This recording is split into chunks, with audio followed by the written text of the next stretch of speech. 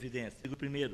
Efetuar a compensação inflacionária exceder o aumento no percentual de 3% na remuneração dos servidores públicos do município de Bocaiúva do Sul.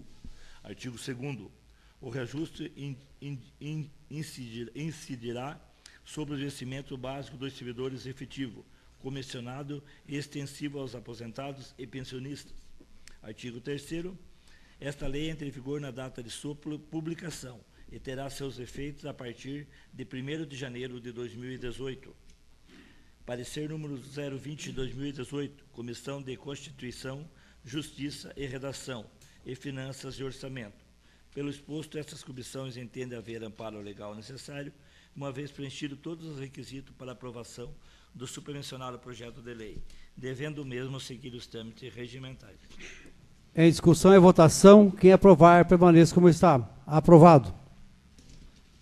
Projeto de lei do Executivo número 18 de 2018 dispõe sobre autorização para abertura de crédito adicional suplementar por superávit financeiro no valor de R$ 3.766,73. Secretaria Municipal de Bem-Estar Social, aquisição de materiais de consumo diversos para desenvolvimento de atividades de curso e oficina prestados a adolescentes e familiares em situação de vulnerabilidade e riscos sociais, com recurso da AFAI via do governo estadual. Parecer número 2018, Comissão de Constituição, Justiça, Redação e Finanças e Orçamento. Pelo exposto, estas comissões entendem haver amparo legal necessário, uma vez preenchido todos os requisitos para aprovação do supermencionado projeto de lei, devendo o mesmo seguir os trâmites regimentais. Em discussão e votação, quem aprovar, permaneça como está. Aprovado. Temos devidamente inscrito, agradecer a presença, inclusive, do Guilherme Querubim, funcionário da Coapar, que veio falar também para nós aqui sobre regulamentação fundiária. Então, passo a palavra ao Guilherme, então, que ele pode fazer uso da mesma aí.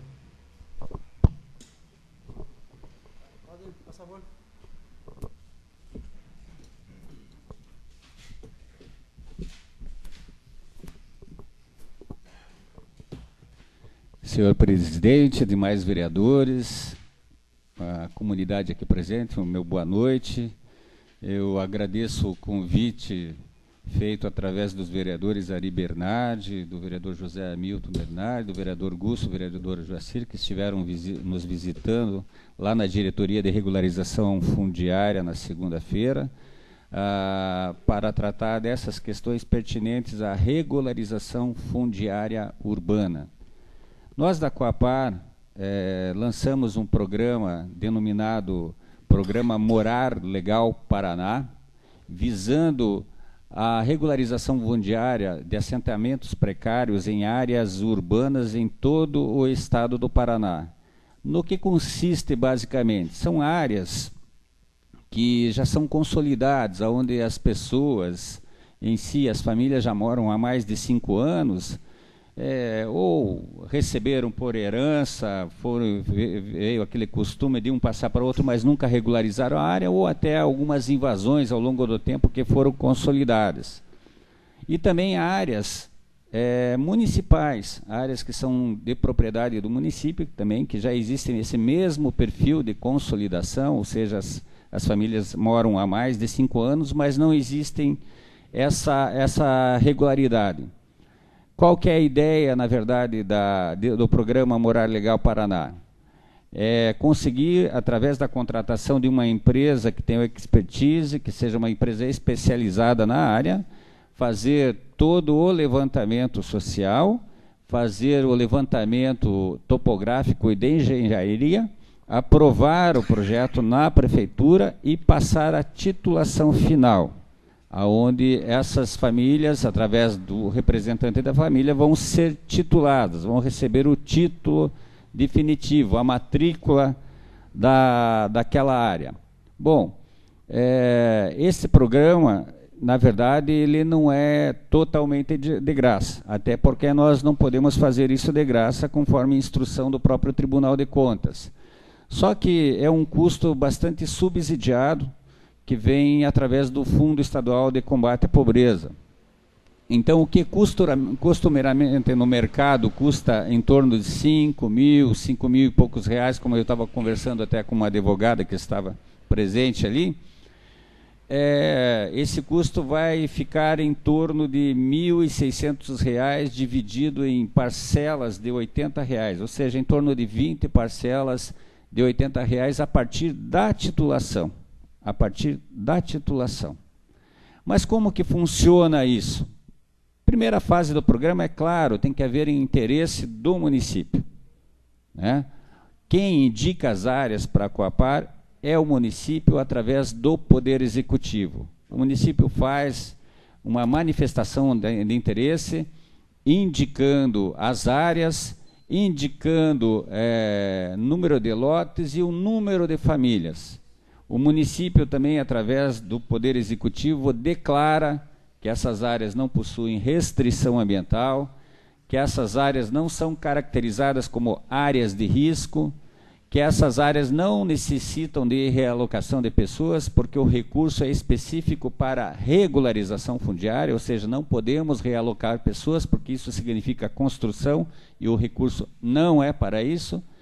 Que a maioria das famílias que habitam nessas áreas, elas têm um teto de renda familiar de até 6 salários mínimos, tá?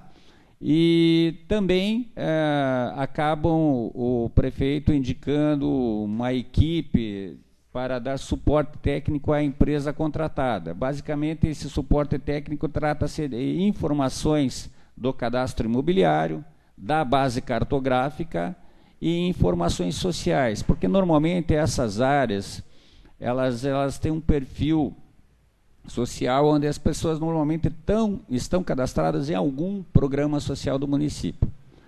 Bom, a partir do momento que o município encaminha essa manifestação de interesse, anexando as matrículas atualizadas destas áreas, mais a cópia digital do plano diretor e das leis complementares pertinentes ao plano diretor, documentos pessoais do prefeito e mapa de localização dessas áreas, nós chegamos lá na Diretoria de Regularização Fundiária, analisamos todo aquele rol de documentos e habilitamos ou não. Habilitando, tecnicamente, nós partimos para a montagem do termo de referência e a contratação de uma empresa, através de um processo licitatório, para fazer para prestar esses serviços. Vencido o certame licitatório, a empresa contratada, ela naturalmente vai se encaminhar ao município, vai entrar em contato com o Poder Executivo, o Poder Executivo vai lá fazer umas reuniões prévias para colocar a empresa a par das situações de campo. A empresa, e muito possivelmente com o aval e com o apoio da Secretaria de Assistência ou Ação Social do município, vai convocar audiências públicas para as áreas específicas, ou seja, lá vamos supor que exista uma vila aqui que foi inserida dentro do programa, vai ser feita uma audiência pública para a empresa prestar informações a todos aqueles munícipes que podem entrar dentro daquele programa, explicando como vai funcionar o programa e solicitando a adesão dessas famílias. As famílias naturalmente podem optar pela adesão ou não pela adesão, né? Aqueles que naturalmente aderirem estão assumindo um termo de compromisso de, depois de titulados, fazerem aquele pagamento direto à Coapar. Aqueles que não optarem, naturalmente não vão ser titulados, né? Depois dessa audiência pública, começam então os serviços de campo, que vão ser, no primeiro momento, o serviço de levantamento social, a entrevista que a empresa vai fazer, levando em consideração os parâmetros que a gente exige para a família ser incluída dentro do programa. Então, faz o levantamento social, o perfil social, teto de renda familiar, documentação para ver se essas pessoas possuem a documentação mínima para depois poderem ser intituladas. Num segundo momento, parte então para o levantamento topográfico, né? Toda a base de engenharia para você aprovar como se fosse um loteamento. Feito todo esse levantamento, vai para a terceira fase, que é o levantamento de documentos das pessoas que aderiram ao programa, para que, na hora de chegar no cartório, né, cumpram todos os requisitos legais para terem a possibilidade de serem titulados. Com o loteamento já pronto, ele vai ser encaminhado para a prefeitura e vai ser aprovado pela prefeitura naturalmente dentro dos parâmetros urbanísticos do município. Com a aprovação dentro da prefeitura, através da emissão de certificado de regularização fundiária, encaminha-se para o cartório. Tudo isso a empresa faz. Tudo isso a empresa faz. Nenhum munícipe, nenhuma pessoa que aderir ao programa vai colocar, se quer um tostão, vai pagar um tostão para alguém, nesse sentido.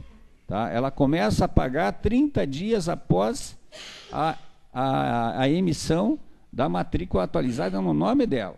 Então, a gente toma esse cuidado ao longo do processo, porque sempre aparece aquelas pessoas que querem tirar algum tipo de proveito disso daí. Então, basicamente, o programa funciona dessa maneira. O cronograma que nós temos estabelecido, porque a princípio parece muito fácil, mas não é. É um cronograma de 18 meses. Depende muito do apoio do próprio município para que esse programa, na verdade, ele possa ser executado em menos meses. É importante as informações técnicas obtidas junto ao município, né? É importante uma relação sadia com o cartório de registro de imóveis do município, né? É importante que os agentes públicos ali estejam imbuídos do mesmo propósito, de resolver um problema do município nesse sentido. Porque, afinal de contas, o resultado final dessas titulações vai fazer com que as pessoas, primeiro, tenham legitimado o direito de propriedade daquela área, que às vezes as pessoas estão há mais de 20 anos, estão ali, têm a posse, mas não têm o direito de propriedade. Amanhã querem buscar um tipo de financiamento, um Construcard, mas não tem como comprovar que aquela área são delas. Então, no primeiro momento, é o direito de propriedade legitimado àquelas pessoas que ali moram. Num segundo momento, é a própria prefeitura ter a legitimidade de cobrar o IPTU, as devidas taxas de quem realmente usufrui daquele imóvel, né, como a própria legislação assim estabelece.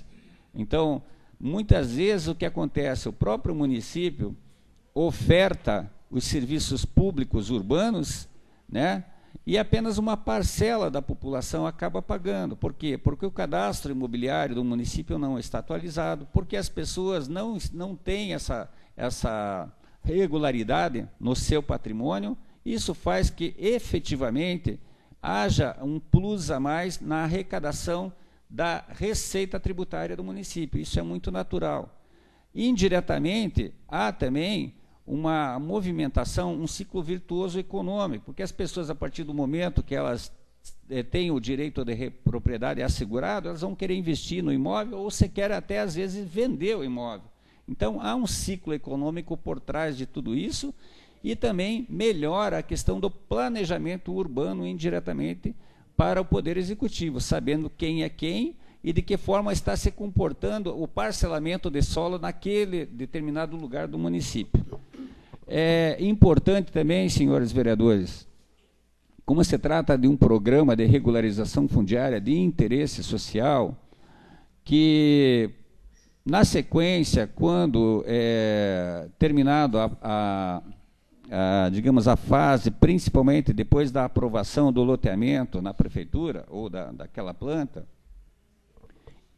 a exigência legal é que se cobre o ITBI, né, dessas pessoas. Eu visitei mais de 100 municípios aqui no estado do Paraná, existem 102 municípios habilitados no programa, dentro de 150 que buscaram. Na sua maioria, não tenho dúvida de dizer, os prefeitos eles foram bastante receptivos a criar um programa de isenção fiscal do ITBI, vinculado a um programa municipal de regularização fundiária de interesse social. Porque aquilo que você deixa de arrecadar agora, você vai arrecadar lá, com o IPTU de quem de fato. Eu vejo nesse programa grandes novidades e grandes resultados para o planejamento urbano de cada município. A Coapar está à disposição de qualquer vereador daqui, do Poder Executivo, de forma que isso se torne uma realidade no município. Nós tivemos hoje pela tarde com o prefeito e com o vice-prefeito tratando sobre isso. O vice-prefeito principalmente falou que existem muitas áreas aqui no município, vilas consolidadas, que as pessoas não têm sequer o título de propriedade. Essas áreas podem ser, sim, incluídas dentro do programa. O que é preciso ter uma identidade inicial dessas áreas. O que é essa identidade inicial? Uma matrícula da área, né? Ou uma certidão de transcrição atualizada. Tá? Então, essas áreas, na verdade, elas podem ser indicadas no programa, mas necessariamente quem tem que fazer isso é o Poder Executivo Municipal.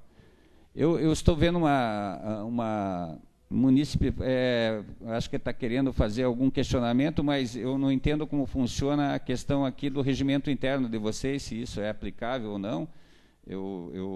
Se ela pode fazer uma pergunta direta para mim, ou fico... Normalmente a pessoa deve estar inscrito para poder falar, mas a gente, se for bem breve, a gente pode abrir uma exceção. Pode falar, sim.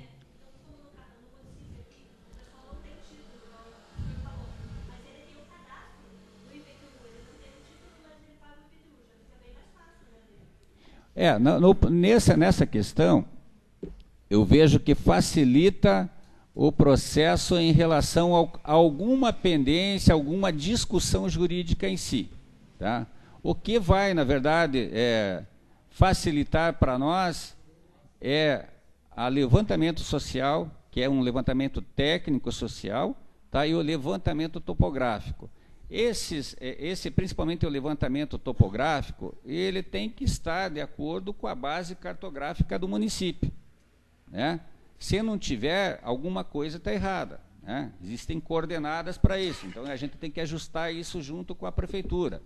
Se houver necessidades, desde que seja de interesse público do município, o município pode provocar alterações na sua legislação municipal, do plano de uso e ocupação do solo urbano e as demais leis complementares pertinentes ao plano diretor, para que haja possibilidade de fazer a regularização fundiária e a aprovação no cartório.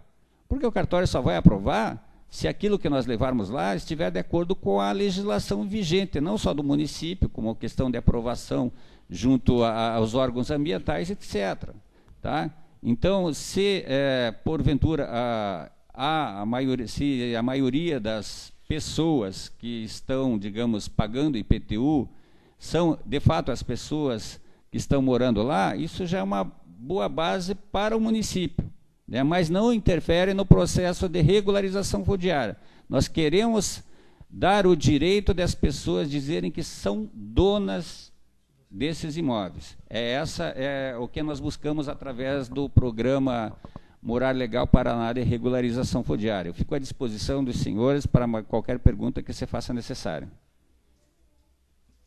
Obrigado. Se algum vereador deseja fazer alguma pergunta?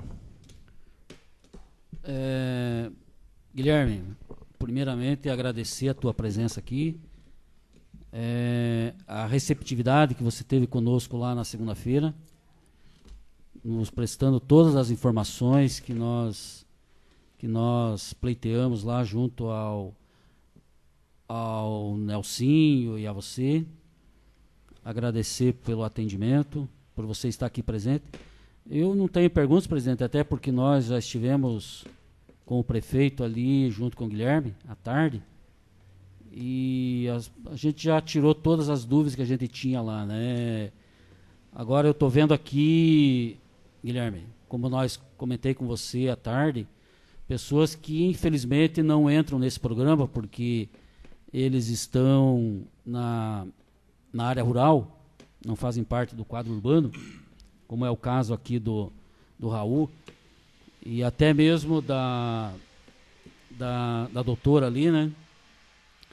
Então nós vamos ter que arrumar um outro jeito de também resolver o problema aí com relação à área rural, que daí não é com você, é lá no ITCG, né? Então, Raul, a gente vai procurar o ITCG, vamos ver o que a gente consegue, porque para a área urbana a gente tem esse programa que o Guilherme nos trouxe aqui, que é fantástico, né? Eu acredito que vai resolver todos os problemas dos loteamentos que nós temos aqui, que chamado loteamentos irregulares, né? Agora a gente vai ter condição de regularizar. Fica para nós aí a tarefa da gente tentar agora resolver o problema dos moradores da área rural, presidente. Obrigado. Que existe, que o vereador falou bem rapidinho, me permite, a área rural foi vendido muita área rural. Foi permitido na gestão anterior da prefeitura e continuam vendendo área irregular e ninguém barra ninguém. Todo mundo que é da área rural comprou tudo irregular. Eu gastei 150 mil em construção. Não tenho direito à luz. Não tenho direito a nada. Entendeu? Então tudo que nós investimos, e não é só eu, são mais de 500 mil pessoas que compraram as áreas e agora não podem fazer nada. Está tudo embargado, tudo está proibido, ninguém pode fazer nada, ninguém pode, não é só eu, é várias famílias. Então eu acho que deveria haver, até de repente, os senhores vereadores, deveria haver alguma atitude de alguém, como o vereador Antônio Busco me falou, o que foi feito até agora, mas daqui para frente não continue mais vendendo. O que estão deixando é vender uma coisa que é proibida, que não pode, por lei não existe. E estão deixando vender. Eu posso responder, presidente? Com certeza. É seu nome, desculpe? É Raul. Seu Raul, como o vereador Ari Bernardi colocou, a Coapar ela não tem nenhum tipo de gerência a respeito da área rural. O que eu posso, na verdade, passar de informações, e nós discutimos arduamente hoje no Executivo com isso, né, que existe uma base legal para tudo isso, seja na área federal, seja na área estadual e seja na área municipal. Eu não tenho conhecimento dessa base legal propriamente dita, mas entendo que a partir do momento que exista uma lei municipal, né, e isto não está sendo cumprido, é muito natural um procedimento de investigação através quem sabe, da Procuradoria para criar uma regra nesse sentido, ou seja, notificação das partes envolvidas. Isso é uma primeira questão. O próprio órgão de fiscalização ambiental, né, é também um outro órgão que pode fazer essas investigações, mas eles são provocados através de denúncias, né? O IAP não sai aí por aí, nem a Polícia Ambiental, correndo atrás das pessoas. Normalmente eles são provocados por denúncias, né? Eu vejo que isso está se tornando muito comum nas regiões metropolitanas do estado do Paraná, não só na região metropolitana de Curitiba, como na região metropolitana de Londrina, de Maringá, enfim, as regiões metropolitanas, porque o que está acontecendo, na verdade, é uma falta de estoque imobiliário na capital ou nas cidades polos, e os especuladores imobiliários vão chegando nas cidades em volta, de acordo com o preço, na verdade, de mercado que vai acontecendo, e vai acontecendo esse tipo de especulação imobiliária. Mas também entendo que o Ministério Público é o principal agente nesse sentido, tá? Esse caso de parcelamento que não atende a uma legislação é um ato criminoso, tá? E qualquer denúncia no Ministério Público vai ser aberto um inquérito civil, tá? Ou inquérito criminal, se for o caso, para apurar os fatos. O Ministério Público, por sua vez, convocando todas as partes, vai fazer o quê? Vai transformar isso numa ação, quem sabe, propor uma ação, e vai apurar responsabilidades, inclusive cabendo indenização por parte daqueles que cometeram os crimes. Tá? Essa questão do parcelamento do solo na área rural é uma questão que acontece no estado inteiro. Muitas vezes as pessoas, na verdade, elas na verdade, se atentam à questão da vantagem de pegar uma área barata e caem, entre aspas, no conto do vigário, não procuram saber como funciona, fazem um contrato de compra e venda, às vezes uma escritura pública onde fazem simplesmente uma anotação na matrícula-mãe, e, na verdade, acham que está tudo certo. Não, não está tudo certo. Existe hoje toda uma legislação em voga, cada vez mais difícil de se cumprir. O governo federal acabou de prorrogar a questão do cadastro ambiental rural, o CAR. Tá? Esse CAR, no futuro, ele vai ter uma fiscalização. Se você cortar uma árvore, um núcleo vai aparecer lá, eles vão multar automaticamente vocês que têm essas áreas. Cada vez mais vai ser fidelizadas essas informações, porque hoje nós temos tecnologia para isso. Mas nós precisamos nos ater às coisas básicas. Tá? Muitas vezes a gente, na ânsia de fazer um negócio vantajoso, abrimos mão da segurança jurídica. E é isso que eu vejo na maioria das vezes. Não existe hoje, em média, tá? Em média, a base do parcelamento do solo na área rural, o máximo de parcelamento é de 20 mil metros.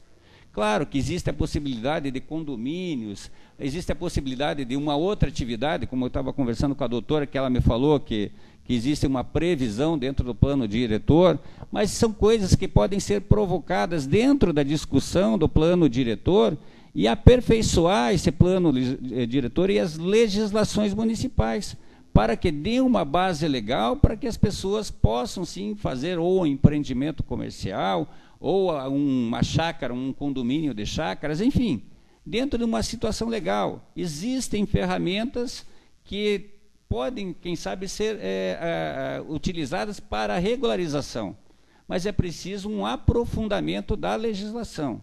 Eu não tenho conhecimento da legislação aqui do município de Bocaiúva do Sul, mas o que eu tenho a contribuir, senhor Raul, é nesse sentido.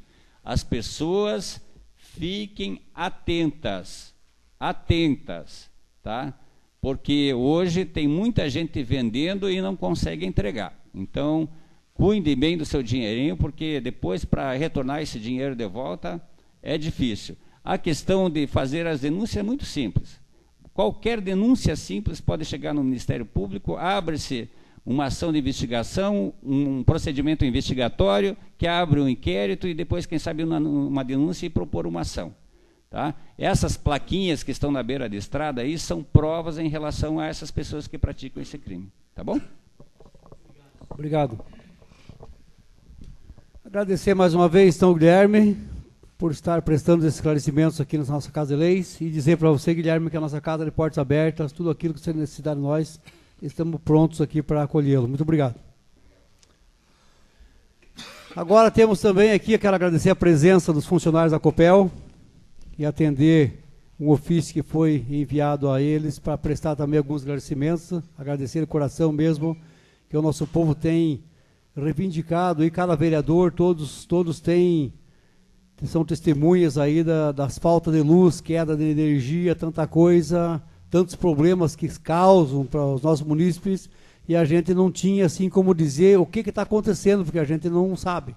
Então, eu hoje quero convidar, não sei se vocês vão falar, cada um de vocês um pouco, ou se um de vocês vai responder os questionamentos nossos, para a gente dizer para nós por que falta tanta luz no nosso município. Tem semana que falta 2, 3 vezes, Tem pessoas que, até o Antônio do Material de Construção contou que no final do ano, ali no Ribeirão das Pedras, tem uma área de lazer ali, onde as pessoas de Curitiba, de vários lugares, vão passar os fins de semana, e no sábado, no final da tarde, ficou sem luz. E a luz só voltou domingo. E tinha inúmeras famílias lá, que não puderam servir jantar, não puderam fazer nada mais, as pessoas acabaram indo embora. E pessoas que queriam até processar o proprietário por causa desse problema. Então, esse é um transtorno muito grande que causa para muitas pessoas. Desregula a máquina, as empresas. Vocês sabem melhor, eu não sei nem falar, vocês são técnicos e sabem dizer. O que nós queríamos saber, se está sendo feito alguma coisa para consertar esse problema, se você já sabe o que é, e se vocês podiam esclarecer para nós. É isso que nós pedimos a vocês, deixo vocês à vontade para fazer uso da palavra aí. Pode subir, por favor.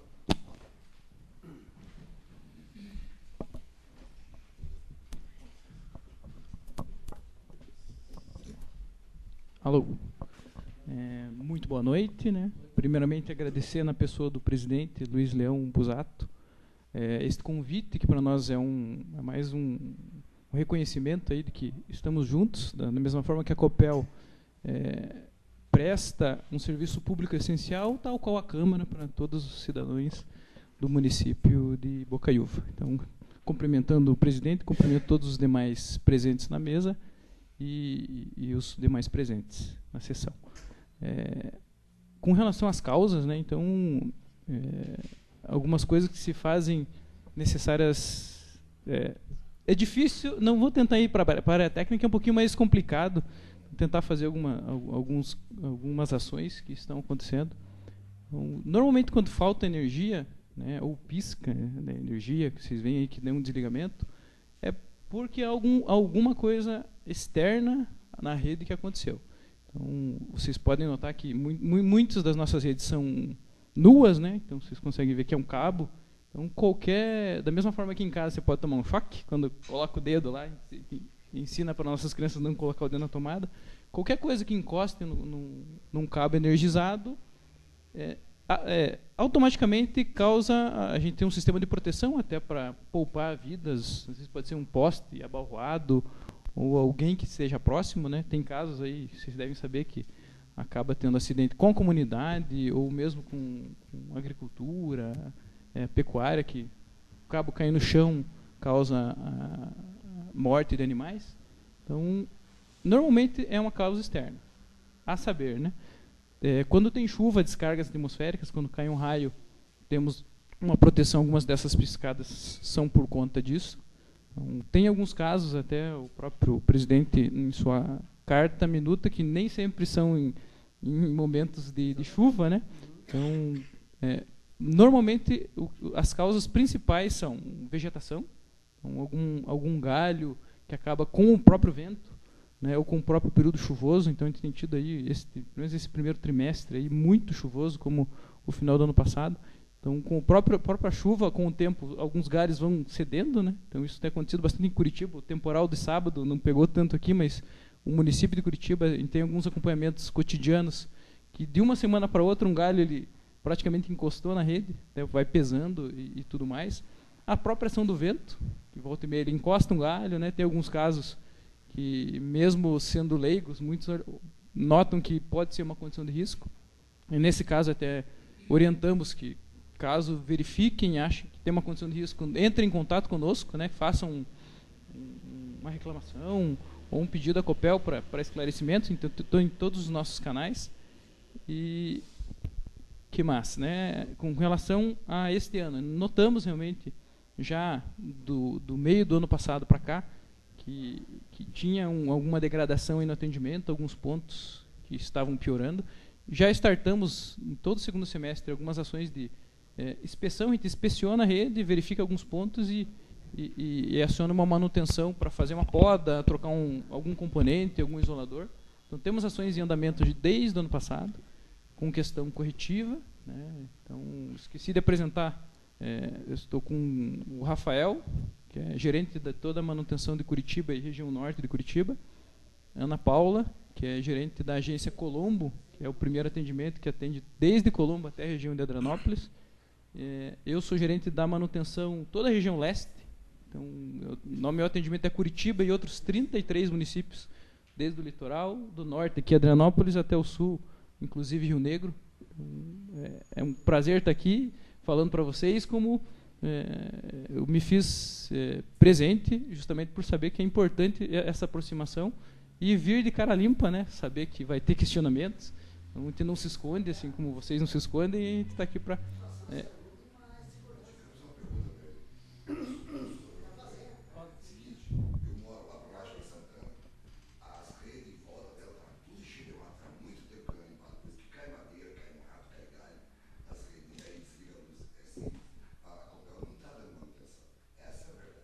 Não, a gente tem feito.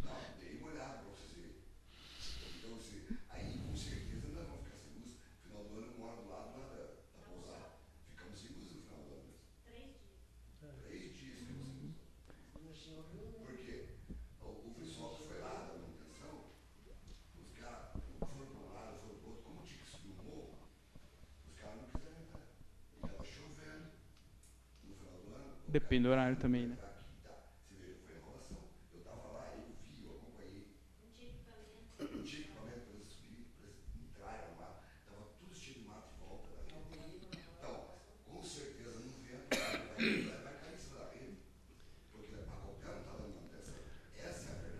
E ainda está cheio de mato ou já foi cortado? Ainda está? A gente ofereceu o nosso pessoal, o Facão foram junto com o pessoal da Copel para poder apoiar a denúncia. Porque nós também estávamos sendo. Então, sim, sim. É bom anotar, então, isso aí já para fazer, né?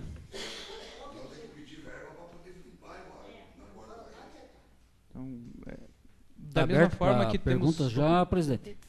Está aberto para perguntas já ou não? Pode fazer. O seu nome, por gentileza? Leandro Batista de Souza. Não, só o... Ok. Então, Leandro, um questionamento que eu quero fazer para você é com que as pessoas venham perguntar para a gente, pedir informação até. Pessoas não somente da área rural, mas aqui da sede também, mas principalmente da área rural, porque o pessoal da área rural vêm para o mercado, já enchem o freezer de carne, ou eles matam lá um boi, um porco, e congelam ali as suas carnes, quer dizer, estão com o freezer cheio. Aí ficam, como o Paulo falou ali, 3 dias sem luz, né? Aí perdem toda aquela carne. Ou ele perde um equipamento, um eletroeletrônico que queimou com ali na minha casa, ela está assim a luz aqui. Ela cai, volta já imediatamente, é a hora que queima o aparelho da gente, aí volta de novo, a gente pensa que voltou, e daí ela apaga e daí não retorna mais. Ela cai, volta, e daí cai, daí fica lá 2, 3, nós aqui, meio-dia, já ficamos sem luz, né? A pergunta, aonde recorrer quando você tem um prejuízo na tua casa, de um eletrodoméstico, ou mesmo de alimentos que se perde porque você ficou sem luz e o teu freezer descongelou e a carne estragou e você perdeu tudo. A quem recorrer? A Ana Paula, ali no Guaraituba? Pode ser? Ou a quem recorrer? Desculpe, vereador Ari Bernardi, né? Neste caso, é indiferente a entrada para nós, né? Qualquer pedido, seja de ressarcimento de uma perda de produção, de um freezer, perda de carne ou um equipamento elétrico, qualquer entrada que você utilizar, seja lá em Colombo, até hoje, pela própria internet, você pode fazer uma solicitação, até, às vezes para poupar um deslocamento. Qualquer entrada, seja lá, vai ser tratada... Eu gostaria que você nos orientasse como fazer, que daí a gente passa para os munícipes aí, né? Pela própria internet, tem lá, você procurar ressarcimentos dentro do próprio site da Copel, ou pelo 0800 51 0116, que é o próprio número que tem na própria fatura. Por qualquer canal, A solicitação vai cair da mesma forma para nós. Aqui no menino que atende aqui, é um atendente da Copel, que ele atende aqui na parte da manhã, pode ser direto com ele? Pode. Então, qualquer entrada, não precisa ser em Colombo, seja, então, o próprio atendimento que vocês têm aqui pela manhã, pelo 0800, se fizer uma ligação, passar todos os dados. Uma outra pergunta, sabe, Leandro? Porque as pessoas perguntam para a gente, tá, mas como que eu vou provar que o meu televisor queimou porque teve essa queda, cai e volta, cai e volta? Como que ele faz para provar isso aí?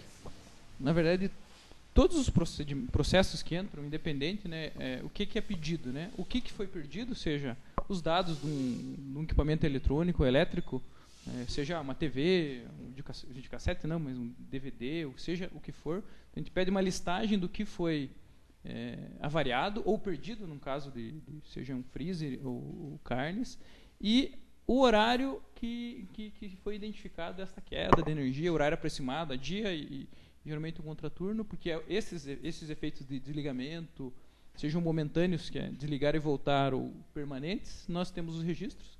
Então, com esta informação passada pelo próprio consumidor, nós vamos fazer esses registros e fazer uma análise de causalidade, né, para ver se este evento que foi solicitado nesta data e esta perda tem uma correlação com a rede elétrica, né? Tem alguns outros casos que uma própria falha interna de um aterramento na medição, um próprio raio pode cair numa antena da TV e também causar desligamento, nem sempre é somente pela rede elétrica. Então, esta análise vai ser feita e repassado ao consumidor, avaliando, primeiramente, né, a gente vai fazer essa análise, mas diretamente, no caso de perda de carne, a gente dispara uma equipe para fazer essa inspeção já em poucos dias, para verificar em loco o que foi perdido. E quando é elétrico, realmente a gente já tem os registros e faz uma análise tanto em campo quanto registros internos. Outra coisa, Leandro, há uns 10 dias atrás, mais ou menos, no domingo, acabou a luz geral aqui na sede. Não sei na área rural, que já era noite. Aí a luz voltou. Na minha vila tinha metade dela tinha luz e a outra metade não. Né? Até ali a Pindoca, o supermercado Pindoca, tinha luz. Mesmo loteamento, mesma rede, mesmo tudo. Por isso que eu acho que você falou, eu não sou técnico, não sou engenheiro e não entendo muito de eletricidade, essas coisas aí. Mas eu acho que é algum outro tipo de problema que está acontecendo para nós aqui, Leandro, porque ali ficou bem claro. Não estava chovendo, não tinha chuva, não tinha raio, não tinha vento, não tinha nada. Simplesmente a luz caiu, apagou na vila toda aqui. Aí, de repente, ela começou a voltar. Algumas vilas logo voltou, outras demorou um pouquinho. E na minha vila precisou. Eu liguei para a Copel. Aí os meus vizinhos ali já tinham ligado. Até a moça, por último, ela me atendeu. Ela falou: olha, tem inúmeras ligações aí do bairro de vocês aí. Uma equipe já está sendo deslocada para aí. E mesmo assim a luz retornou para a gente, já era perto de 11 horas da noite, 23 horas. Metade da vila tinha luz e a outra metade não. Então não é um problema que nem você falou aí, de vento, de galho de árvore. Eu acho que nós temos aqui um outro tipo de problema aqui na nossa... Porque começou esse problema aqui, né, presidente? Quando a Copel começou a substituir os postes aqui.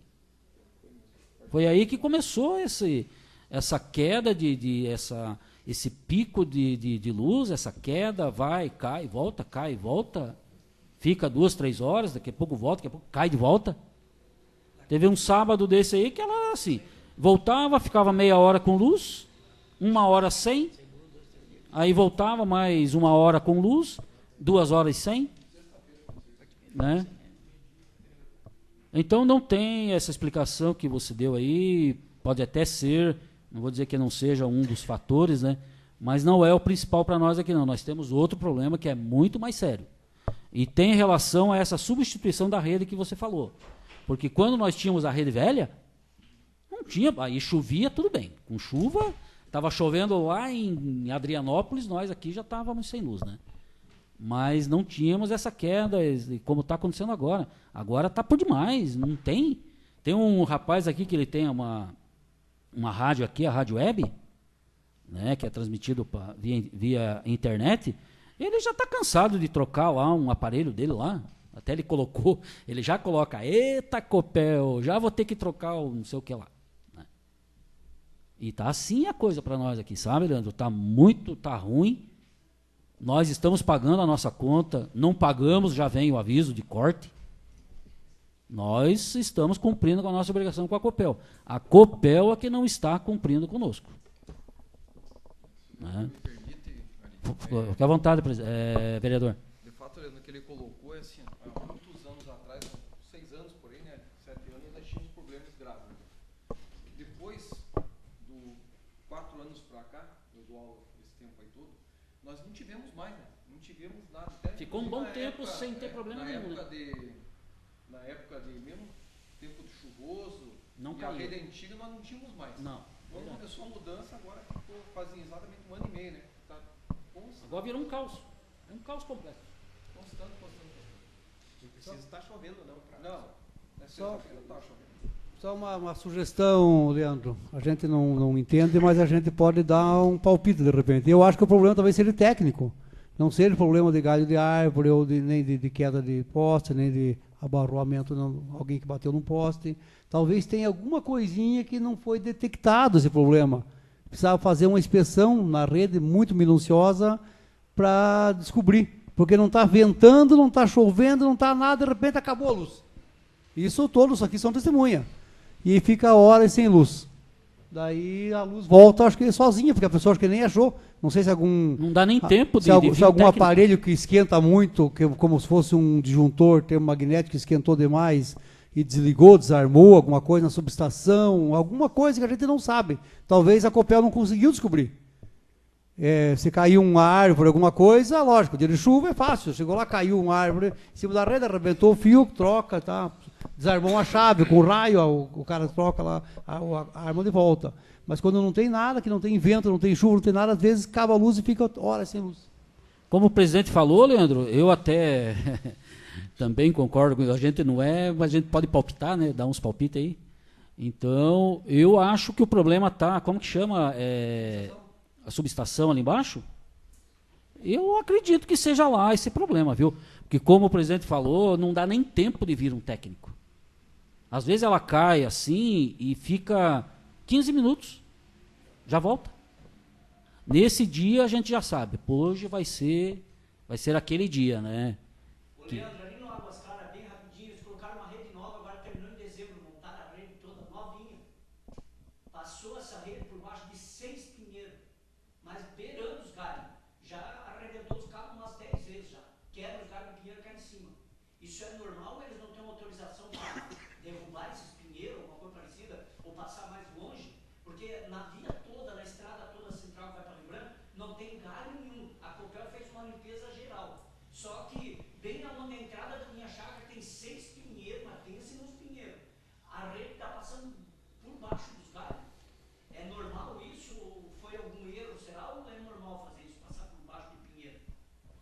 Na verdade, quando é feita uma rede nova, nós pedimos a autorização do próprio proprietário para que instale esta rede e temos uma faixa de segurança. Né? Então, normalmente é 7,5 metros para cada lado. Do eixo 7,5 metros. Isso. Nem sempre a gente pode cortar. Acontece de 2 casos. Né? Um pinheiro em si, normalmente, se a gente fizer um corte e não tiver uma autorização do IAP, a gente não pode fazer. E muitas vezes, como está dentro de um terreno proprietário, se a gente cortar, a gente recebe uma reclamação de ressarcimento. Você cortou aqui, eu perdi tanto de material. Então, tem tanto a seara de responsabilidade civil e legal, eu não posso chegar simplesmente tirando. Né? Então, cada caso é um caso. Eu peço para o Rafael já anotar este caso aí para a gente verificar, seja fazer uma roda específica. Aproveitando, Leandro, que você falou, o Rafael está aí, nós temos também muitas, até o vereador Luiz Carlos entrou com um requerimento e aí foram retirados os postes, né?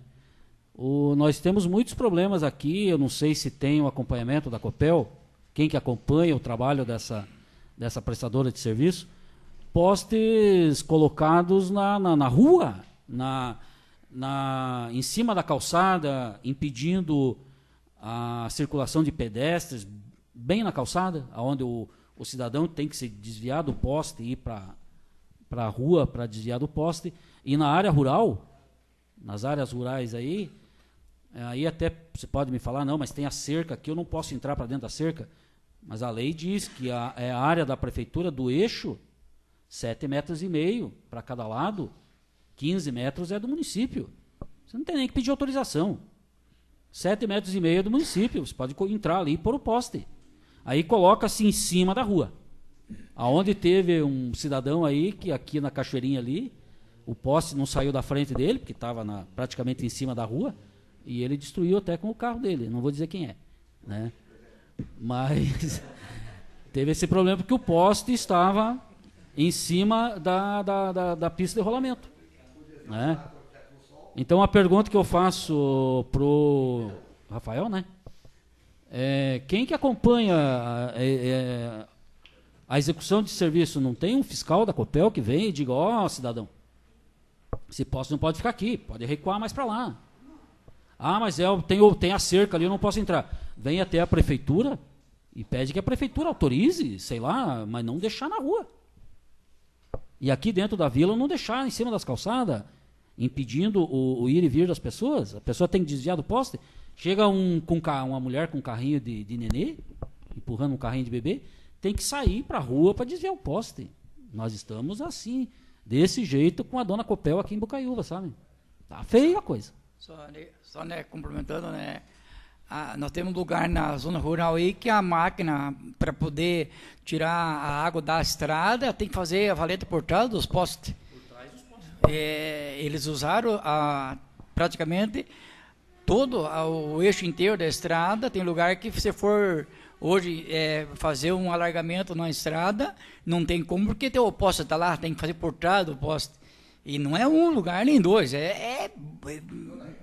toda a região rural inteira, essa barbaridade. Nós temos uma estrada aqui que seria lá perto do Burrutiro, lá o Itaciano passa com os carros dele lá. Para baixo uma barroca de 15 metros de altura. Para cima um barranco de uns 7, 8 metros de altura, eles vão colocar bem na curva o poste na estrada. Isso já foi reclamado, inclusive nós tivemos uma discussão até com o próprio Tito, que faz parte daqui de Bocaiúva, por causa dessa condição dos postes, onde ele me respondeu que isso seria um benefício para o município, porque dentro de rapidamente assim, já resolvia quando faltava luz. Só que a gente não vê esse benefício que o município recebeu. A gente vê o sacrifício que o município está tendo. O próprio um cara da prefeitura bateu a máquina no poste e queria cobrar, que está na estrada, está no eixo da estrada. Então, sei lá, eu vejo que não é só até em Bocaiúva, em Campina Grande também fizeram essa barbaridade também. Eu acho que quase toda a região metropolitana, pelo jeito, e foi reclamado. Você não me respondeu a pergunta. Alguém acompanha? Eu estou aguardando, né? Alguém da Copel acompanha essa empresa? Sim, primeiro, acho que vale a pena, presidente, dentro do que for possível, assim, são muitos assuntos, a gente veio, né, na verdade, até para escutar algumas coisas pontuais, se for o caso, até complementar por e-mail ou um ofício específico, cada um desses casos, para nós é bom saber específico, né? Este caso, são vários exemplos aí, e até nos fazemos responsáveis por encaminhar dentro das áreas responsáveis da empresa e canalizar uma resposta, né, para a Câmara. Então, peço, dentro do possível, se for de entendimento dos vereadores, que isso seja pontuado, alguns pontos específicos, em tal lugar, e aí a gente encaminha, né, para dar uma resposta pontual, né, e algum ponto até do próprio Ari, ele comentou da questão do desligamento, desliga e cai. Então, hoje a rede elétrica ela funciona muito parecido, se pensou em subestação, então vale a gente fazer uma analogia na nossa casa, né? Quem tem uma casa, você tem um disjuntor lá na entrada do medidor, muitas vezes tem um quadro geral que desliga todo mundo, né? Você vai fazer manutenção, e aí tem alguns disjuntores, desliga a iluminação, desliga um quarto, desliga outra área, né? Então, a própria rede elétrica, pensando o que a Copel cuida, ela é muito segmentada e fragmentada da mesma forma que uma residência, até para ficar mais didático. Então, o que acontece hoje, que a subestação, que hoje atende a parte urbana e grande parte da parte rural, ela tem um único caminho, que vem da subestação Colombo, desculpe, vem de Colombo, e a um desligamento dessa linha, eu acabo perdendo a subestação inteira, como se fosse uma rede, né? Desligou o disjuntor principal, e alguns já devem ter presenciado, quando tem o mesmo problema numa tomada em casa, desliga aquele, às vezes desliga o geral e por indução, acaba desligando outras redes. Isso explica um pouco o que você perguntou, Ari Bernardi, de por que desliga aqui e desliga tudo numa vez só. Então, a gente identificou já, e muitos desses ligamentos estão nesta linha principal, como se fosse uma rodovia, né?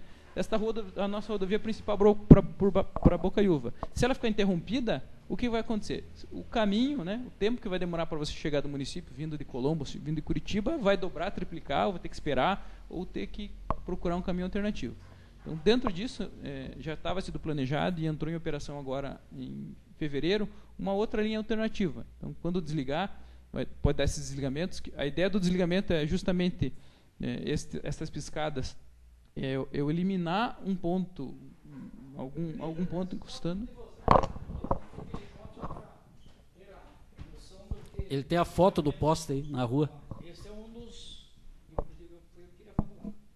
Olhem para o poste. Inclusive, a estrada que eu citei. Hoje, se a prefeitura inventar de fazer uma manutenção dessa estrada, vai ter que ser por trás do poste. Olha a altura do. Esse é o lugar que eu fui lá e fiz testando, e tirar foto. Isso é mais um chá.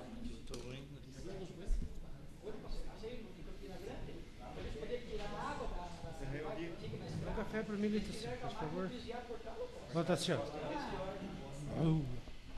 Mas é uma coisa que vocês podem mandar tem um ofício pedindo para eles fazerem uma avaliação e fazer uma revisão na zona rural, onde os postos estão estrovando para mudar de lugar. Né? Okay. Dá para aceitar isso ali, Rafael?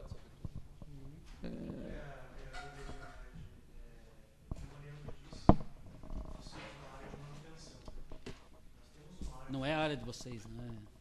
Não é.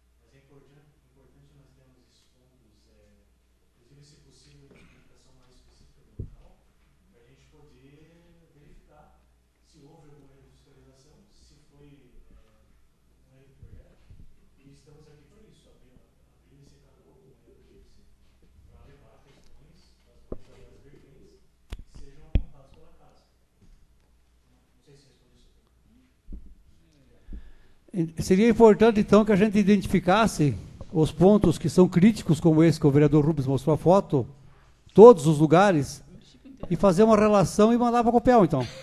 Acho que isso seria importante, então. É isso, amor? Então... Só meu primeiro só uma colocação. O município todo foi prejudicado nessa situação. Todo o município inteiro. Eu posso se falar com maior... questão do que eu estou dizendo, porque eu conheço o município de ponta a ponta. Então, todo o município foi afetado nessa situação. Nós temos aqui dentro da própria vila, um poste que eu comentei. Para a gente tirar um poste e fazer uma reeducação de estrada, quanto que custa? Porque nós pagamos 30 e poucos mil reais para tirar um poste aqui. Nossa, imagina se nós precisarmos fazer uma remoção de um poste desse lá numa localidade que nem essa, quanto que custa para o município? Porque ninguém pegou autorização do município para fazer esses postes. Fizeram aproveitamento da estrada inteira, é assim. Aqui tem uma curva, eles vêm aqui. Ali tem outra, foi lá. Então fizeram aproveitamento todas as estradas inteiras do município. Todos. Sem deixar nenhum lugar. Toda onde foi feita a rede, foi feito um aproveitamento na estrada municipal, para não precisar roçar a localidade. Seguiram o eixo da estrada, né? Tudo. Onde tinha um poste, uma curva, fez. Se tiver uma curva dentro de 5 metros, foi um poste lá e outro aqui, para poder não sair fora do eixo da seta. Fazer mais uma pergunta, então. Se tiver que realocar um poste desse que foi colocado, na minha opinião, também de maneira irregular, vai ter custo para o município ou a Copel faz esse trabalho gratuitamente? Eu acho que o primeiro ponto, né, presidente, é justamente verificar a legalidade disso. Uhum. Como eu disse, com a SAG responsável pela rede, que construiu a rede, né, verificar no que foi baseado para fazer a rede desses moldes. E aí, respondendo a pergunta específica, se for a conclusão chega que eu precisar realocar essa rede, a Copel fará, sem custo. Muito obrigado. Tem, Rafael, note isso para a gente ver e até passar uma resposta oficial com relação a, assim, temos outras leis que nos regem, né? Então, a concessão da distribuição de energia é um serviço público essencial. Então, tem regulamentações. Até o motivo de colocar próximo a rodovia é justamente combater o que foi dito lá atrás, de se eu tenho a rede no meio do mato e acontecer uma falha lá, eu vou ter que botar, alguém vai ter que percorrer esta linha para religar, porque pode ser que essa rede esteja no chão e eu cause aí uma insegurança e, quem sabe, uma fatalidade, seja para a comunidade ou alguém. Então, a ideia de botar nas proximidades é justamente facilitar a recomposição e, de toda forma, qualquer serviço público, e vocês todos têm a própria município e a seção, vocês têm empregados, eu também temos que zelar pelo bem-estar e pela segurança dos próprios empregados, que às vezes à noite...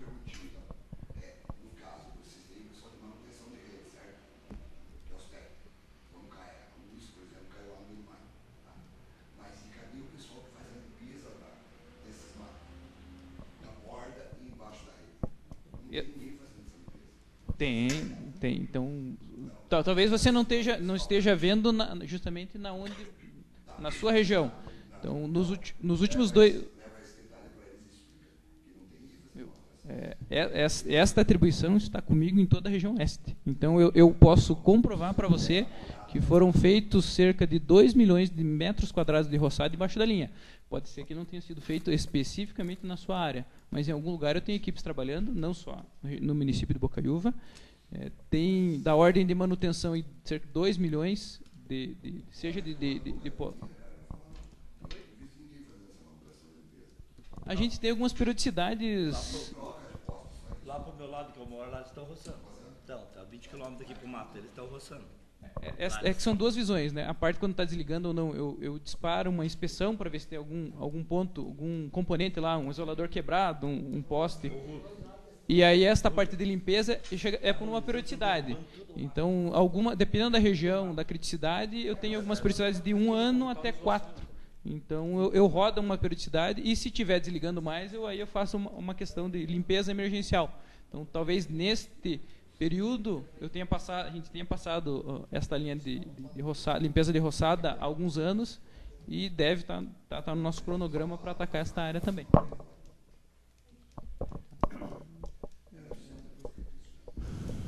Declaro franca a palavra.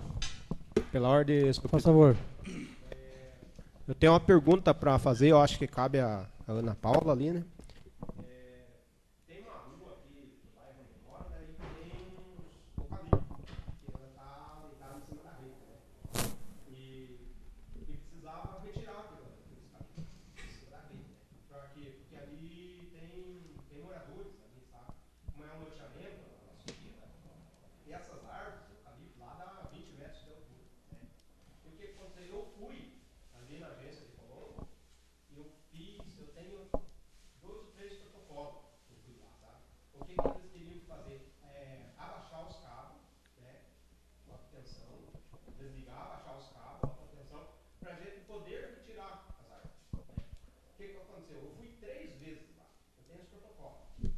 Nenhuma dessas 3 vezes foi resolvido para mim.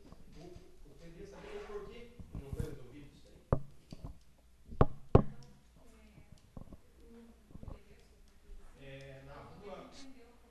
Na rua Higino Guimarães Ribas. H-I-G-I-N-O. Higino Guimarães Ribas. Desculpe, vereador, pela ordem. Você fez em número da tua unidade consumidora mesmo? Ou, sim, sim. Uhum. Se você tiver depois, para passar para nós, esse número da unidade consumidora, que os protocolos eles estão provavelmente dentro da UC. Depois você vai deixar o contato para a gente pegar esse caso específico e a gente responde para ele, para a Câmara.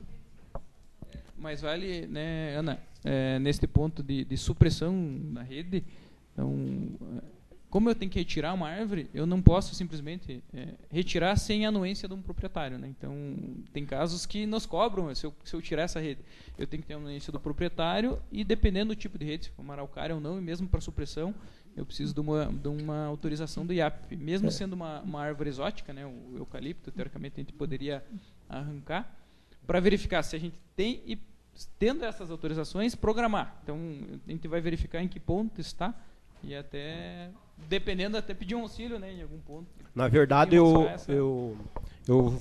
já falei com o proprietário do terreno, né, que de um lado é loteamento e do outro lado é fazenda, né.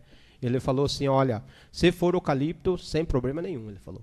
Desde que esteja correndo o risco de cair em cima de casa, aí, que Deus livre ele tirar vidas de pessoas ali que ali moram, né? Então ele falou, sem problema nenhum. Ele falou, o que eu quero é que eu resolva aquela situação. E são 7 eucaliptos. E aí dá 20 metros de altura. Então, até hoje eu estou esperando aí a resposta da Copel e até agora não chegou, né? Então... E mais uma pergunta, eu acho que cabe a você, né?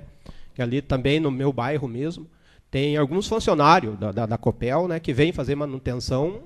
Eu não sei o porquê, se eles precisam fazer isso ou não precisam, que simplesmente, 1h da tarde, ele chega e desliga a luz e vem fazer manutenção, e o pessoal fica, né, sem luz, sem aviso, né? Eu acho que deveria de ter um aviso, passar alguém, né, para avisar antes, né? Porque o pessoal fica sem saber o que está acontecendo, né? E daí a gente passa dali um pouco, o pessoal trepado lá no poste e todo mundo sem saber o que está acontecendo, né? Então...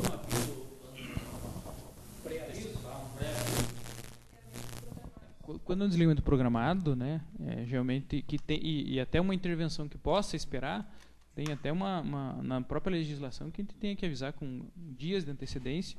Então, às vezes vai por e-mail, chega uma carta, ou a gente aciona na rádio que algumas regiões vão faltar energia.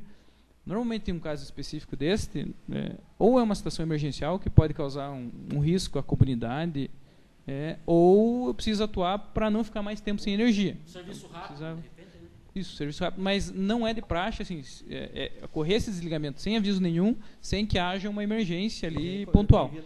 Isso daí. Então, se possível, isso a gente bota até nossos e-mails, da Ana, à disposição, acontecendo, né? Tal data em tal região, tal unidade consumidora, a gente verifica internamente, a gente consegue verificar o que foi feito, qual que é a atividade, e se realmente tiver acontecido alguma falha interna ou um procedimento, né, sabemos que pessoas seguem procedimentos, às vezes tem alguns pontos que não, a gente precisa atuar, então passaremos, né, a resposta oficial do que foi, e se foi uma falha interna, às vezes pode ser, não podemos, sem avaliar o caso, a gente as medidas preventivas e para mitigar qualquer nova situação.